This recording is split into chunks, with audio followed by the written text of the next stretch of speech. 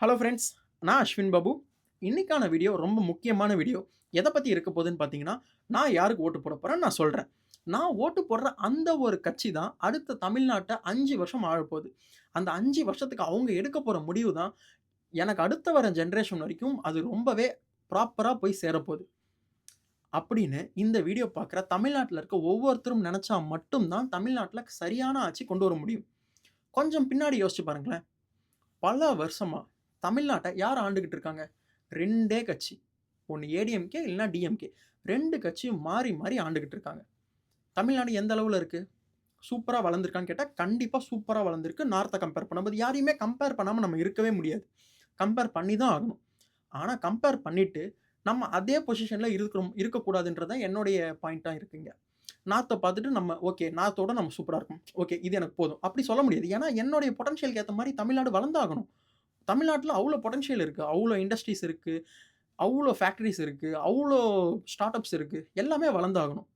எவ்வளவோ ப்ராப்ளம்ஸ் நடக்குது. இவ்ளோ வளர்ந்திருக்கு. தமிழ்நாட்டு வந்து இந்தியாவிலேயே மிகப்பெரிய ஜிடிபி, 2வது ஜிடிபின்ற ஒரே காரணத்துக்காக தமிழ்நாட்டுல தவறே இல்லன்னு என்னால ஏத்துக்க முடியாது. இதெல்லாம் பண்றது மேல இருக்க அந்த அதிகாரிகள் மட்டும் தான். அந்த அதிகாரிய ஹேண்டில் பண்றது அந்த அரசியல்வாதிகள். ஸோ அவங்கள சூஸ் பண்ற நம்ம எப்படி சூஸ் பண்ணணும்? எதையுமே நம்ம மறந்துறக்கூடாது. தமிழ்நாட்டு மக்களுக்குன்னு இல்ல. எல்லா மக்களுக்கும் இருக்க மிகப்பெரிய பிரச்சனையே மறதி மட்டும் தான். இப்போ நடந்தத அப்படியே மறந்துருவோம் அடுத்த விஷயத்துக்கு. யோசிச்சு பாருங்க. டீலிமிட்டேஷன் வந்துச்சு. டீலிமிட்டேஷன் எந்த அளவுக்கு முக்கியமான பிரச்சனைன்னு எனக்கு நல்லாவே தெரியும். ஆனா, அது வந்து உங்களாலயோ, என்னாலயோ யாராலயுமே மாத்த முடியாது. டீலிமிட்டேஷன் பண்ணி தான் தீருவாங்க. இப்ப பண்ண மாட்டாங்க. இன்னும் 2 வருஷம் கழிச்சு அவங்க மக்கள் தொகை கணக்கெடுப்பாங்க. அப்ப கண்டிப்பா பண்ணுவாங்க. அப்ப யாராலயுமே மாத்த முடியாது. ஆனா, அந்த ஒரு பிரச்சனைய மட்டுமே வச்சு, ஒரு 1 வாரத்துக்குள்ள நடந்த ஒரு டிராமாவ நம்ம எல்லாருமே பார்த்துக்கிட்டு தான் இருக்கோம். இவங்க தான் என்னமோ டீலிமிட்டேஷனுக்கு போயிட்டு, அந்த டீலிமிட்டேஷனயே ஒழிச்ச மாரி பேசிக்கிட்டு இருக்காங்க. அது கண்டிப்பா கிடையாது. அது உண்மையே கிடையாது. எப்படி இருந்தாலும் அவங்களுக்கான மெஜாரிட்டி கிடையாது. பார்லிமென்ட்ல பிஜேபிக்கான மெஜாரிட்டி கிடையாது. அது எப்படி இருந்தாலும் அந்த புண்ண சும்மா விட்டாலே தானா ஆறி போயிருக்கும். டீலிமிட்டேஷன்ற அந்த பில் கண்டிப்பா பாஸ் ஆகியிருக்காது. ஆனா அத வச்சு இப்ப வரைக்கும் அவங்க மேல இருக்கிற ஒவ்வொரு பிரச்சனையும் எப்படி ஈஸியா மறைச்சாங்க தெரியுமா? அத நம்ம மறந்துட்டோம். இப்போ கொஞ்ச நாள் முன்னாடி போலீஸ்ல எத்தன பேர் கஸ்டடில இறந்தாங்க? எவ்வளோ கஞ்சா புழக்கமா இருந்துச்சு? 0 கஞ்சான்னு சொன்னாங்க. கவர்ன்மென்ட் ஹாஸ்பிட்டல்லே கஞ்சா செடி வளருது. இதெல்லாமே மறந்துட்டோம். எத்தன பேரு செத்தாங்க? எத்தன பாலியல் குற்றச்சாட்டு வந்துச்சு? இப்போ ரீசென்ட்டா கொஞ்ச நாளைக்கு முன்னாடி 2 வயசு குழந்தைங்க பாலியல் குற்றச்சாட்டுக்கு ஆளானாங்க. அத மறந்துட்டோம். எதையுமே மறக்கக்கூடாது. இது மட்டுமா? இந்த 5 வருஷத்துல மட்டும் தான் இந்த மாரி பிரச்சனைலாம் நடந்துச்சா? போராட்டங்கள் நடந்துச்சா? துப்புரவு பணியாளர்கள், சாம்சங் தொழிலாளி இது மாரி சொல்லிக்கிட்டே போலாம். இவங்கலாம் இப்ப தான் போராட்டம் நடந்துச்சா? கண்டிப்பா கிடையாது. அதுக்கு முன்னாடியும் நடந்திருக்கு. ஸ்டெர்லைட் பிரச்சனை நடந்திருக்கு. பொள்ளாச்சி பிரச்சனை நடந்திருக்கு. ஒவ்வொரு பிரச்சனையும் நடந்திருக்கு. இது எல்லாத்தையுமே மறந்துட்டு, அன்னைக்கு தர கூப்பனுக்காகவும், அந்த ரூ. 8,000 கூப்பனுக்காகவும், ரூ. 10,000 அக்கவுண்ட்ல விழுறதுக்காகவும் நம்ம மறந்து போயி, அவங்களுக்கே ஓட்டு போடக்கூடாது. இன்னொன்னு, இதெல்லாம் இதெல்லாம் மறக்கக்கூடாதுன்றது ஒரு பாயிண்ட். இன்னொன்னு நம்ம எப்படி சூஸ் பண்ணணும்? ஒரு பெர்சன எப்படி சூஸ் பண்ணணும்? எனக்கு ஒரு தலைமை பிடிக்குன்ற ஒரே காரணத்துக்காக அந்த கட்சிக்கு நான் ஓட்டு போடணுமா? கேட்டா கண்டிப்பா கிடையாது. நான் ஓப்பனா சொல்றேன். எனக்கு விஜய் ரொம்ப பிடிக்கும். ஆனா, ஒரு மோசமான பெர்சன் டிவிகே கட்சிய சேர்ந்து என்னுடைய தொகுதியில நின்னாங்கன்னா, நான் கண்டிப்பா ஓட்டு போட மாட்டேன். நான் ஓப்பனா சொல்றேன். நான் மிகப்பெரிய அணில் தான். ஆனா, அதுக்காகலாம் மோசமான பெர்சன் டிவிகே கட்சியில என்னுடைய தொகுதியில நிக்கிறாங்க அப்டின்னா, கண்டிப்பா ஓட்டு போட மாட்டேன். சங்கியா இருந்தாலும் சரி, நீங்க என்ன வேணாலும் சொல்லுங்களேன். உடன்பிறப்புன்னு சொல்லுங்க, சங்கின்னு சொல்லுங்க, ரூ. 200 ஊப்பின்னு சொல்லுங்க. என்ன வேணா சொல்லுங்க. என்னோட கட்சியில என்னுடைய தொகுதியில நிக்கிற ஒரு பெர்சன் ப்ராப்பரா இருக்கணும். அவங்களுக்கு தான் ஓட்டு போடுவோம்னு இந்த வீடியோ பார்க்குற எல்லாருமே எடுக்கணும். நான் அதுதான் சொல்றேன். எனக்கு பிஜேபி தான் பிடிக்கும். எனக்கு டிஎம்கே தான் பிடிக்கும். எனக்கு ஏடிஎம்கே தான் பிடிக்கும்னு சொல்லிட்டு ஓட்டு போடாதீங்க. அது மிகப்பெரிய தவறுன்னு நான் நம்புறேன். ஏன்னா, இங்க வந்து ஒரு ஒரு ஒரு வியூ இருக்கு. ஒரு பாயிண்ட் ஆஃப் வியூ இருக்கு. என்னன்னு பார்த்தீங்கன்னா, தலைமை சரியா இருந்தா கீழ இருக்கவங்க எல்லாருமே சரியா இருப்பாங்க.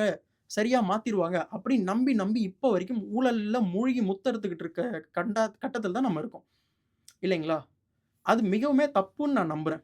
எப்ப ஒரு பெர்சன ஒரு அந்த தொகுதியில இருக்க ஒரு பெர்சன ப்ராப்பரான ஒரு பெர்சன் நம்ம கண்டிப்பா தெரியாதுன்னு நெனைக்கிறீங்களா? இந்த ஆள் சரியான ஆள் தான்ப்பா. ஆனா இவனுக்கு ஓட்டு போட மாட்டேன்னே சில பேர் இருப்பாங்க. ஏன்னா பரம்பரையா நான் இதுக்கு தான் ஓட்டு போடுறேன். பரம்பரையா நான் இந்த கட்சிக்கு ஓட்டு போடுறேன்னுவாங்க. அது எவ்வளோ பெரிய தப்பு அது. நான் நான் என்ன சொல்ல வரேன் அப்படின்னு பார்த்தீங்கன்னா, இந்த கட்சிய சார்ந்தவங்கன்னு பார்க்காதீங்க. அந்த பெர்சன் கரெக்ட்டானவங்களா? அந்த 4 பேர் நிக்கிறாங்க. 4 கட்சிய சார்ந்து 4 பேர் நிக்கிறாங்கன்னா, அதுல யாரு ப்ராப்பரான பெர்சன்? அதில அவங்களுடைய பாஸ்ட் ஹிஸ்டரிய யோசிச்சு பாருங்க. இன்னும் 2, 3 நாள் டைம் இருக்கு. யாருன்னு தெரிஞ்சுக்கோங்க. அவங்களுடைய பாஸ்ட் ஹிஸ்டரி என்னன்னு தெரிஞ்சுக்கோங்க. அவங்க மேல கேஸ் இருக்கான்னு பாருங்க. அவங்களுடைய ஏன்னா லோக்கல்ல இருக்கவங்க தான் மோஸ்ட்லி நிக்க போறாங்க. கண்டிப்பா அந்த லோக்கல்ல இருக்க மக்களுக்கு தெரிஞ்சிருக்கும். இந்த ப்ராப்பரான ஆளா, மோசமான ஆளா, தொகுதிக்கு என்ன பண்ணியிருக்காங்க. இத்தன நாள் அவங்க மூஞ்ச பார்த்துருக்கோமா இல்லையா தொகுதியில. இது எல்லாமே கண்டிப்பா தெரியும். ஸோ இந்த வீடியோல நான் என்ன எக்ஸ்ப்ளைன் பண்ணணும்னு ஆசைப்படுறேன். என்னுடைய பாயிண்ட்ட என்ன முன்வைக்கணும்னா 4 பேர் நிக்கிறாங்கன்னா, 4 பேர்ல யாரு சரியான ஆளுன்னு பார்த்து போடுங்களே தவிர, இந்த கட்சி எனக்கு இந்த தலைமை பிடிக்கும், எனக்கு எடப்பாடி பிடிக்கும், எனக்கு விஜய் பிடிக்கும், எனக்கு சீமான் தான் பிடிக்கும், எனக்கு ஸ்டாலின் தான் பிடிக்கும், உதயநிதி தான் பிடிக்கும், எனக்கு மோடி, அமித்ஷா தான் பிடிக்கும்னு சொல்லி, அந்த கட்சிக்கு ஓட்டு போடுறத முதல்ல நிறுத்துங்க. இது ஒரு இது முற்றிலும் தவறான ஒரு சிஸ்டம் அது. அப்படி பண்ணோம் அப்படின்னா, மீண்டும், மீண்டும் அவங்க மோசமான ஆள் மட்டும் தான் வந்துகிட்டு இருப்பாங்க. நீங்க யோசிச்சு பாருங்க. அப்படி பண்ண ஒரே காரணத்துக்காக தான், ஒரு மித ஒரு ஒரு மதம் சார்ந்த ஒரு விஷயத்த பட்டா நாமம்னு வச்சு, பப்ளிக்கா மீட்டிங் போட்டு, ஸ்டேஜ்ல ஏறி ஒரு மிகப்பெரிய மூத்த அரசியல்வாதியால எப்படி பேச முடியும்? தனக்கு என்ன ஆனாலும் ஒண்ணுமே நடக்காது. தனக்கு பின்னாடி பெரிய கட்சி இருக்கு. அப்படின்ற ஒரே ஒரு தைரியத்தால மட்டும் தானே அவங்களால அப்படி பேச முடியும். அவங்களுக்கு சீட்டு கிடைக்கல. ஆனா அவங்க பையனுக்கு சீட்டு கிடைச்சிருக்கு. இது எந்த அளவுக்கான ஒரு சூப்பரான விஷயம் பார்த்தீங்களா? ஸோ, இது மட்டும் கிடையாது. ஒவ்வொரு தொகுதியிலும் இந்த மாரி ஒவ்வொரு பிரச்சனைகள் இருந்துட்டு தான் இருக்கு. நான் இவங்கள குறிப்பிட்டு சொல்றேன்றதுக்காக நான் அந்த கட்சிய மென்ஷன் பண்றேன்னு அர்த்தம் கிடையாது. ஒவ்வொரு கட்சியிலயும் ஒவ்வொரு பிரச்சனை இருக்கு. ஸோ, நான் என்ன சொல்ல வரேன்னா, ப்ராப்பரான பெர்சன மட்டுமே சூஸ் பண்ணி தேர்ந்தெடுத்தோம்னா, ஒரு கட்டத்துக்கு அப்புறம் அந்தந்த கட்சிக்கு வேற வழியே இல்லாம சரியான பெர்சன நிற்க வைப்பாங்க. அவங்க ஜெயிச்சாங்கன்னா, கண்டிப்பா அவங்க நமக்காக கண்டிப்பா கரெக்ட்டான விஷயத்த பண்ணுவாங்கன்னு நான் நம்புவோம். ஸோ, இதுதான் என்னுடைய பாயிண்ட் ஆஃப் வியூ. இப்ப நான் சொல்றேன், நான் யாருக்கு ஓட்டு போட போறேன்னு. என்னுடைய தொகுதியில சரியா இருக்க ஒரு பெர்சனுக்கு மட்டும் தான் நான் ஓட்டு போட போறேன். இந்த கட்சிய சார்ந்தவங்கன்னு சொல்லிட்டு நான் கண்டிப்பா ஓட்டு போட மாட்டேன். இதுதான் நான் சொல்றது.